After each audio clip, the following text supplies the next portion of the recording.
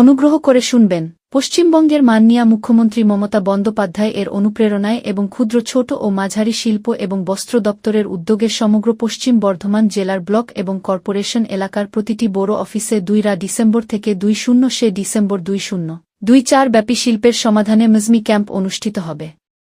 এই ক্যাম্পে আপনাদের সকলকে আমন্ত্রণ জানানো হচ্ছে।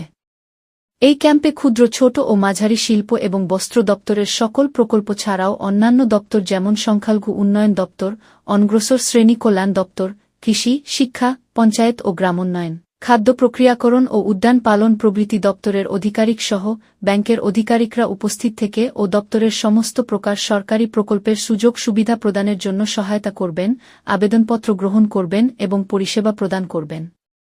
সকলকে বিনীতভাবে অনুরোধ করা হচ্ছে যে উক্ত ক্যাম্পে উপস্থিত হয়ে আপনার প্রয়োজনীয় সুবিধা গ্রহণ করুন। ধন্যবাদান্তে ক্ষুদ্র ছোট ও মাঝারি শিল্প এবং বস্ত্র দপ্তর, পশ্চিমবঙ্গ সরকার। সাথে সাথে শিল্পাঞ্চলে অত্যন্ত শ্রদ্ধার সাথে পালন করা হলো ৬৮তম মৃত্যুবার্ষিকী ডক্টর আম্বেদকরের। শুক্রবার দিন এই উপলক্ষে আসানসোল কর্পোরেশনের পক্ষ থেকে কালীপাহাড়ি স্থিত ডক্টর ভীমরাও আম্বেদকরের মূর্তিতে মাল্যদান করেন আসানসোল পৌর নিগমের এমএমআইসি গুরুদাস চ্যাটার্জি, কাউন্সিলর জ্যোতির্ময় কর্মকার সহ বিভিন্ন বিশিষ্ট ব্যক্তিবর্গ।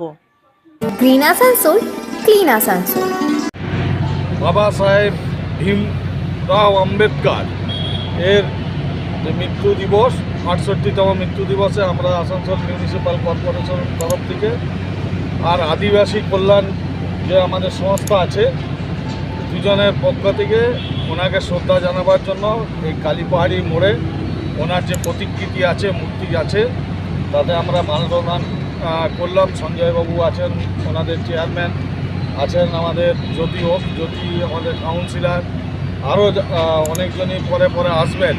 তা আমরা আজকে ওনার যে সংবিধান যে রচনা করেছিলেন, সেই সংবিধান আজও আমরা পালন করে থাকি। আগামী দিনেও যাতে এই সংবিধানকে আমরা রক্ষা করতে পারি, সেই চেষ্টায় আমরা করব, যাতে এই সংবিধান মেনে আমরা চলতে পারি। এরই মাধ্যমে সমস্ত আসানসোলবাসীকে তার এই মৃত্যুবার্ষিকীতে আন্তরিক শ্রদ্ধা জানাই এবং তার যে কর্মকাণ্ড সেটা চিরজীবন যাতে অমর থাকে, তাই তার চিন্তাভাবনাকে আমরা দিকে দিকে ছড়িয়ে দিতে পারি।